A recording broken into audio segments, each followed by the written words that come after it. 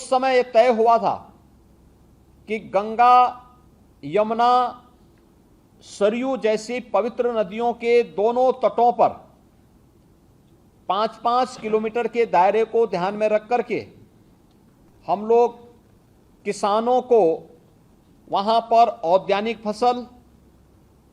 या खेती के लिए जो भी वह कार्यक्रम करेंगे, अगले 3 वर्ष तक हम उन्हें कुछ सब्सिडी दे करके प्राकृतिक खेती को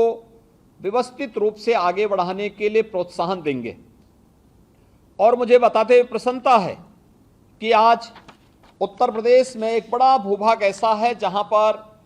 प्राकृतिक खेती के प्रति यहां पर लाखों किसानों ने एक रुचि बढ़ाई है और वहां उसके माध्यम से अच्छा उत्पादन ले रहे हैं। जो बात आचार्य देवव्रत जी ने कही कि हमें केवल जो हम खेती जिसमें हम उर्वरक, रसायन और पेस्टिसाइड अब तक छिड़कते रहे हैं, इससे तो हमें मुक्त करना ही है, लेकिन अभी भी जो थोड़ी बहुत भ्रम की सी स्थिति है कि जैविक खेती को ही लोग प्राकृतिक खेती मान रहे हैं। इस जैविक खेती और प्राकृतिक खेती के विभेद को भी हमें जनता के सामने,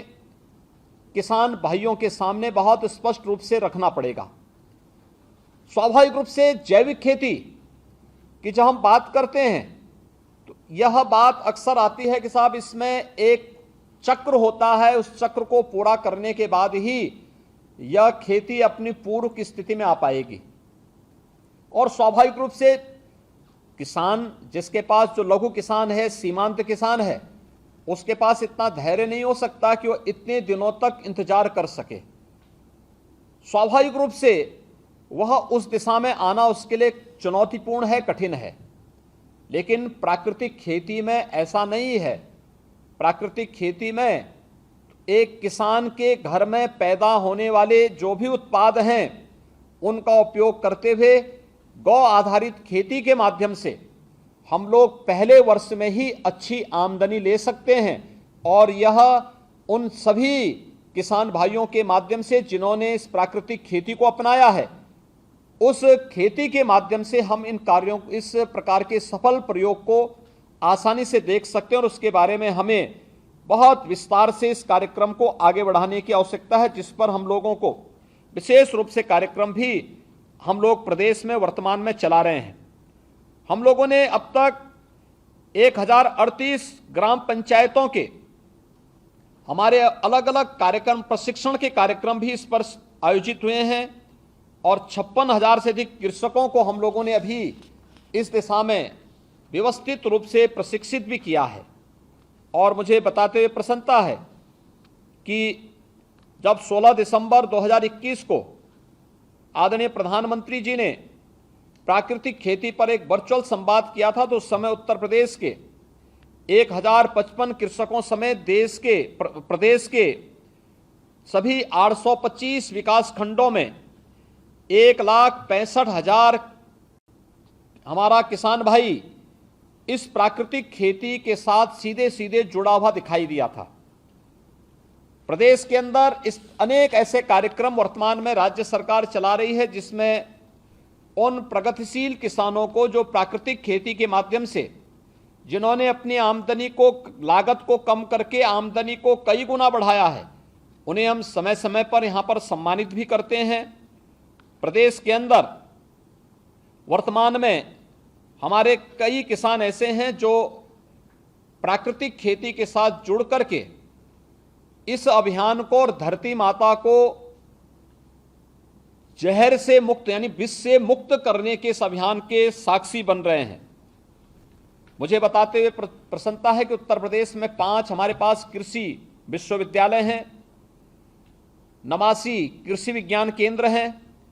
और 10 हमारे पास एग्रो क्लाइमेटिक जोन हैं, जिसके माध्यम से हम लोग प्रदेश में प्राकृतिक खेती को बढ़ावा देने के लिए और उसके प्रचार प्रसार में जिनका योगदान हम लोग ले रहे हैं। इसी प्रकार प्रदेश में केंद्र पोषित भारतीय प्राकृतिक कृषि पद्धति के अंतर्गत भी 35 जनपदों के लिए 670 हेक्टेयर क्षेत्रफल में 82 करोड़ 83 लाख रुपए की लागत की कार्ययोजना भी हम लोगों ने वर्तमान में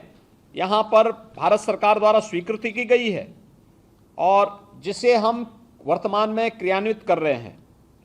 नमामि गंगे योजना के अंतर्गत भी हम लोगों ने प्रदेश के इन 27 जनपदों के गंगा के तटवर्ती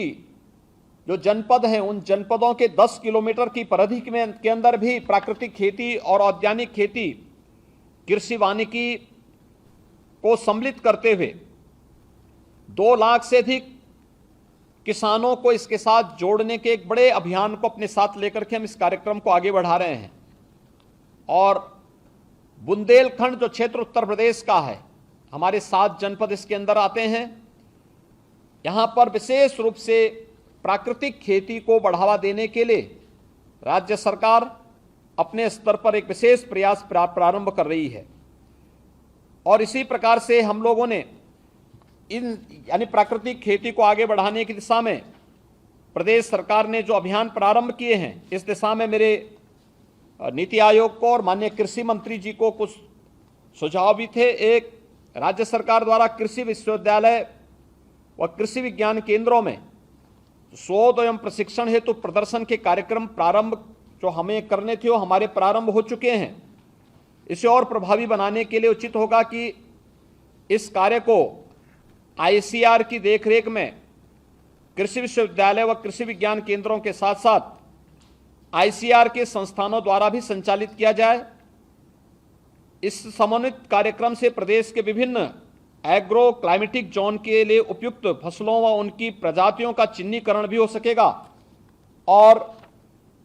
जिन्हें हम कृषकों द्वारा अपनाने से योजनाओं को सफलतापूर्वक भी हम इसे क्रियान्वित कर पाएंगे। उस समय यह तय हुआ था कि गंगा, यमुना, सरयू जैसी पवित्र नदियों के दोनों तटों पर 5-5 किलोमीटर के दायरे को ध्यान में रख करके हम लोग किसानों को वहां पर औद्यानिक फसल या खेती के लिए जो भी वह कार्यक्रम करेंगे, अगले 3 वर्ष तक हम उन्हें कुछ सब्सिडी दे करके प्राकृतिक खेती को व्यवस्थित रूप से आगे बढ़ाने के लिए प्रोत्साहन देंगे।